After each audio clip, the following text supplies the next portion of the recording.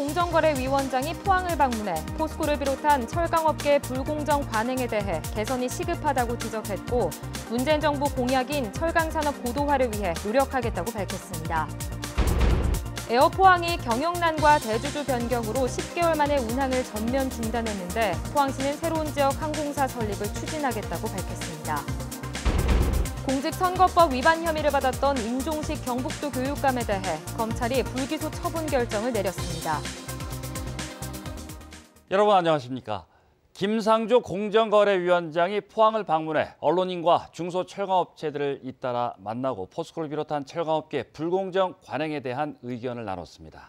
김 위원장은 포스코의 영향력이 절대적인 만큼 포스코의 선제적인 역할을 기대했고 문재인 정부의 철강산업 고도화 공약이 첫 발을 뗄 수 있도록 노력하겠다고 약속했습니다. 장성훈 기자입니다. 김상조 공정거래위원장은 지난해 법을 개정해 하도급 업체가 대금 인상을 요구할 수 있게 됐지만 현실에선 여전히 쉽지 않은 일이라며 포스코의 선제적인 노력을 주문했습니다. 포스코처럼 대기업 원사업자가 좀 그걸 선제적으로 모범 사례를 만들어주는 이런 어떤 노력들이 추후에는 더 필요하지 않을까라는 생각이 들고요. 포스코 임직원이 퇴직 후 하도급 업체로 간다는 등의 불공정 의혹과 논란 중인 포스코 사내 하청 노동자의 저임금과 잦은 산재 사고도 개선 노력이 필요하다고 지적했습니다. 협력업체와의 어떤 거래 구조를 지금보다는 훨씬 더 투명하게 개선시켜 나가야 되겠다라고 하는 것은 확실하게 느끼고 있고요. 문재인 정부의 철강산업 고도화 공약에 대해선 충분히 공감한다며 조만간 사업이 가시화할 것이라고 밝혔습니다. 이 주변 지역이 산업위기 또는 고용위기 지역으로 지정돼 있고 정부의 여러 가지 지원 대책이 지금 준비 중이고 사실은 내년 예산에도 그게 상당 부분 반영되어 있기 때문에 김 위원장은 내년에는 이른바 전속 거래에 따른 중소업체 피해를 집중 관리하고 지금의 인력 구조로는 지역 민원에 대응할 수 없다며 지방자치단체와의 협업을 추진하고 있다고 밝혔습니다. 가불관계가 발생하는 이런 쪽의 법 집행은 공정위 본부나 지방사무소만이 아니라 지방자치단체와의 협업 체계가 우리 경제 질서의 공정성을 제고하는 데 가장 중요한 인프라가 되어야 된다. 한편 김 위원장은 비공개로 포항 지역의 중소철강업체 대표들을 만나 불공정 거래 관행 등에 대한 의견을 듣고 대책 마련을 약속했습니다. MBC 뉴스 장성훈입니다. 에어포항이 경영난과 대주주 변경으로 10개월 만에 운항을 전면 중단했습니다. 포항공항 활성화에 공을 들여온 포항시는 새로운 지역 항공사 설립을 추진하겠다고 밝혀 에어포항과는 결별이 불가피해 보입니다. 김경 기자입니다. 에어포항은 자사 홈페이지에 12월 10일부터 제주 노선도 운항을 중단한다고 밝혔습니다. 표면적인 이유로 새로운 항공기 도입을 위해 불가피한 조치라고 밝혔지만 일방적인 운항 중단에 비판이 거세지고 있습니다. 지난 2월 7일 취항한 에어포항, 불과 9개월 만에 대주주가 바뀌고 심각한 경영난에 빠지는 등 시종일관 불안정한 모습을 보여왔습니다. 에어포항 대주주인 동화전자가 지난달 주식 85%를 베스트 에어라인에 매각한 데 이어 김포와 제주 노선을 잇따라 운유했고 직원 대다수가 사직한 것으로 알려졌습니다. 포항시는 에어포항의 정상화가 사실상 어렵다고 판단하고 경상북도와 협력해 새롭게 지역 항공사 설립을 재추진하기로 했습니다. 그 정상화되기를 기다리지 않겠다. 우리는 이제 우리대로 다시 이제 새로운 지역 항공사 설립까지도 포함해서 적극적으로 추진을 해보겠다 이런 뜻입니다. 에어포항이 요청한 운항 지원금도 지급 대상이 되지 않아 줄 수 없다고 밝혔습니다. 포항시 조례는 그 탑승률 1년간 탑승 결과를 갖고 지원하도록 되어 있는데 8개월밖에 되지 않아서 지원 조례 조건이 되지 않습니다. 하지만 포항시도 항공 수요를 제대로 예측하지 못한 상태에서 면밀한 검토 없이 지역 항공사 설립을 서둘러 실패를 자초했다는 지적을 받고 있습니다. MBC 뉴스 김기영입니다. 공직선거법 위반 혐의를 받고 있는 임종식 경북도 교육감이 검찰로부터 혐의 없음 처분을 받았습니다. 대구지방검찰청 포항지청은 임종식 경북도 교육감의 선거법 위반 혐의에 대해 불기소 처분을 결정했다고 밝혔습니다. 검찰은 임 교육감의 선거법 위반 혐의 조사 과정에서 애초 경북도 선거관리위원회가 고발한 혐의와 일부 사실이 다른 점, 혐의를 인정할 만한 증거가 없는 점을 이유로 들었습니다. 또한 기획사 대표 A씨와 공직선거법상 허위사실 유포로 검찰에 넘겨진 임 교육감의 선거대책본부장 B씨도 불기소 처분을 받은 것으로 알려졌습니다.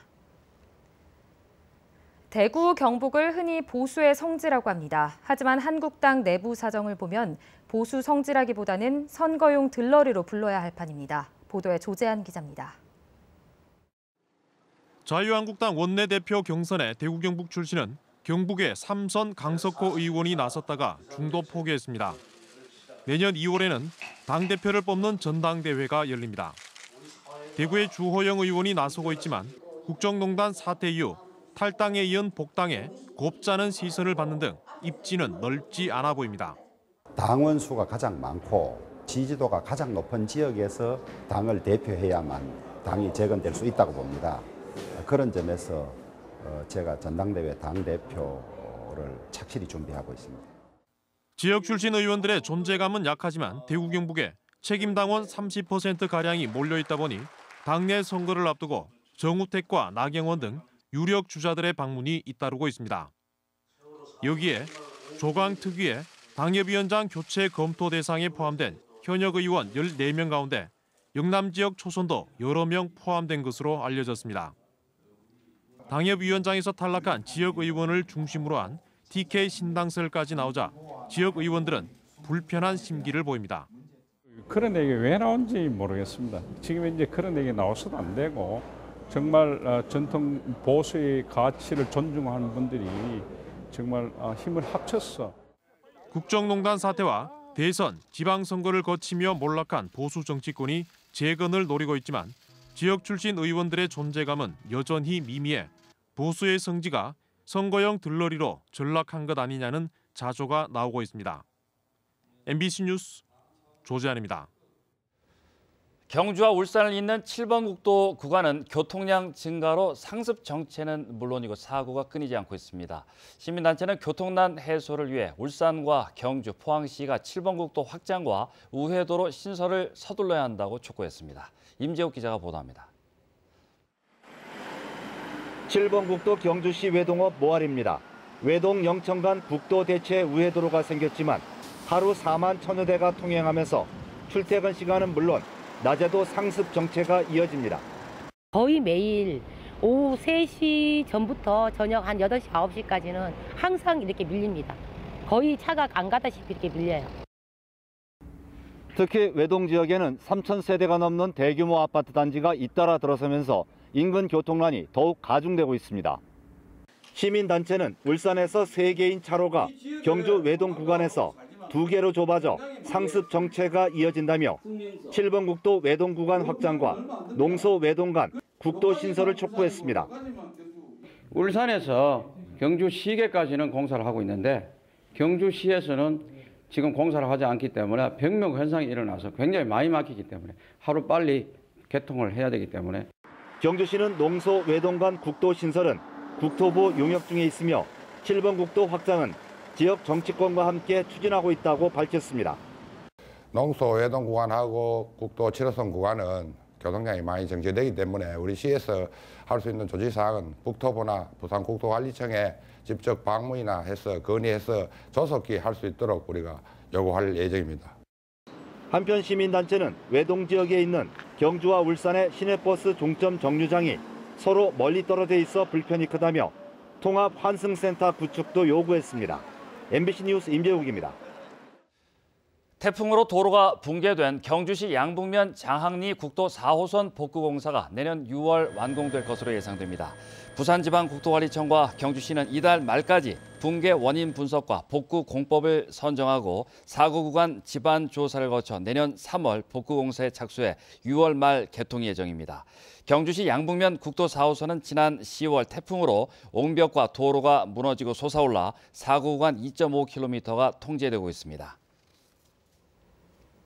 대북 제재로 국내 수입이 금지된 북한산 무연탄이 국내 유통됐던 사실 기억하시죠?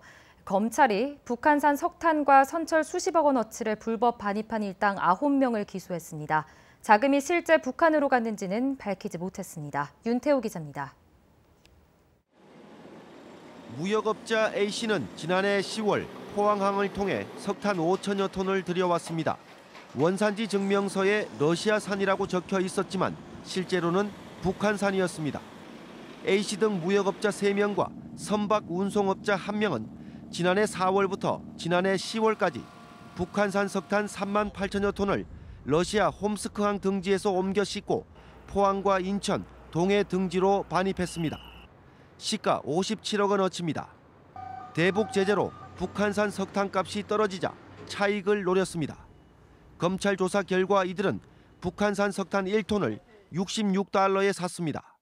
당시 러시아산이 톤당 130달러에 거래된 것과 비교하면 절반가량 싼 겁니다. 북한산 선철 2,000톤 11억 원어치도 원산지 세탁을 통해 반입했습니다.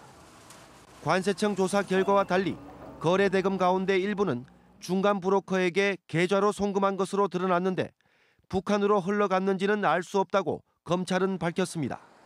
북한산 석탄 불법 반입 사건을 수사해온 대구지검은 남북교류협력법 위반으로 A씨를 구속 기소하고 3명을 불구속 기소했습니다. 이들이 운영한 법인 5곳도 불구속 기소했는데 남북교류협력법 위반으로 구속 기소한 것은 이번이 처음이라고 검찰은 설명했습니다. 실제 북한산 석탄을 사용한 한국남동발전과 이번 사건에 제대로 대처하지 못한 혐의로 고발된 외교부에 대해서는 계속 수사하고 있다고 검찰은 밝혔습니다. MBC 뉴스 윤태호입니다. 포항시는 2019년 시승격 70주년을 맞아 새로운 관광산업 도약을 위해 시민들과 함께 포항 12경을 재선정합니다. 포항 12경은 지난 2009년 선정됐지만 그동안 새롭게 변화된 관광 환경을 반영해 포항 철길숲과 불회공원, 포항 운하 등이 새로운 후보지로 부각되고 있습니다. 포항시는 새로운 포항 12경 선정을 위해 시민들을 상대로 오는 20일까지 설문조사를 실시할 방침입니다. 전국 택배노조는 오늘 경주역 광장에서 총파업 철회 이후 2번째 촛불문화제를 개최했습니다.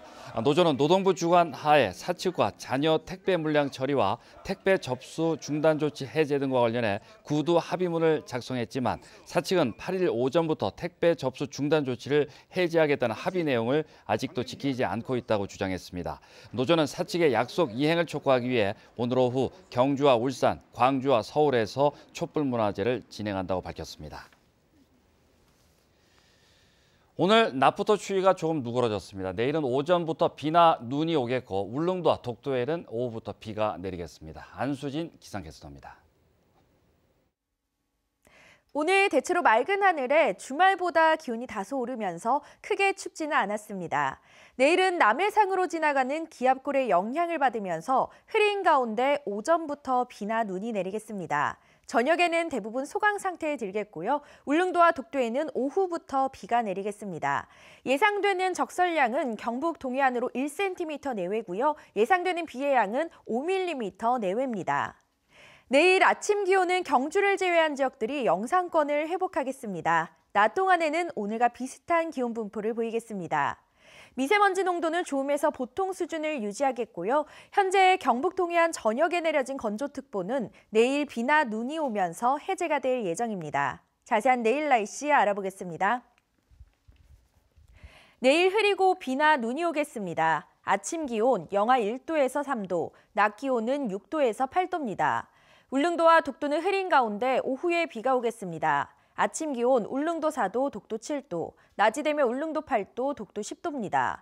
동해상으로도 하늘 표정은 흐리겠고 곳곳에 비나 눈이 오겠습니다. 바다의 물결 동해 중부해상에서 최고 3.5m, 동해 남부해상에서 최고 2.5m까지 일겠습니다. 수요일부터는 대체로 맑은 날이 많은 가운데 기온은 평년과 비슷하겠습니다. 날씨였습니다. 포항시가 산림청이 주관한 소나무 재선충병 방제 성과 우수기관으로 선정됐습니다. 포항 지역 소나무 재선충병 재발생률은 지난해 58%에서 올해 37%로 대폭 낮아져 내년에는 극심 지역 5명에서 벗어나게 됐습니다.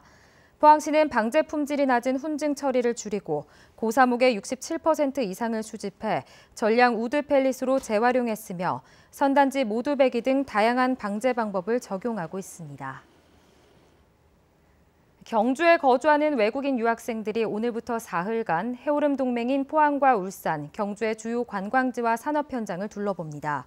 동국대 경주 캠퍼스와 경주대에 재학 중인 8개국 외국인 유학생 55명은 동국대에서 해오름 동맹 지역의 역사와 특성 등에 대해 특강을 들은 뒤 한국로봇융합연구원과 호미곶, 영일대 등지를 관광했습니다. 유학생들은 현대자동차, 장생포 고래마을 등 울산 지역과 동궁과 월지, 첨성대 등 경주 지역 주요 관광지도 여행할 계획입니다. 경북도는 22개 시군에 조성 중이거나 준공된 권역단위 종합개발사업 116건에 대해 오는 21일까지 운영 실태를 전수조사합니다. 이번 조사는 준공된 일부 권역의 개발 사업이 부실 운영되고 있거나 아예 운영조차 못하고 있는 데 따른 것입니다. 권역 단위 종합개발은 공동체 활동이 가능한 지역을 권역 단위로 묶어 소득 기반을 확충하는 사업으로 지난 2005년부터 추진되어 왔습니다. 경북교육청과 대구교육청이 업무 협약을 맺고 교직원 연수와 학생 교육 프로그램을 공동 운영하는 등 교류를 강화하기로 했습니다. 경북교육청은 독도체험 탐방단과 가족 수학 캠프에 대구 학생들의 참가를 제안했고 대구교육청은 대구 경북 다시 보기 콘텐츠 공동개발 등을 제안했습니다. 양측은 실무진 협의를 통해 내년도 교육과정의 구체적인 프로그램을 선정할 계획입니다. 문화엑스포는 경주 얼굴무늬 수막새 보물 지정을 기념하기 위해 이벤트를 실시하고 사진 당선작 8점을 발표했습니다. 금상은 경주의 밤을 잔잔한 미소로 밝히고 있는 수막새 사진이 차지했고 은상은 엑스포공원과 심벌을 배경으로 미소를 짓고 있는 어린이 사진이 수상했습니다.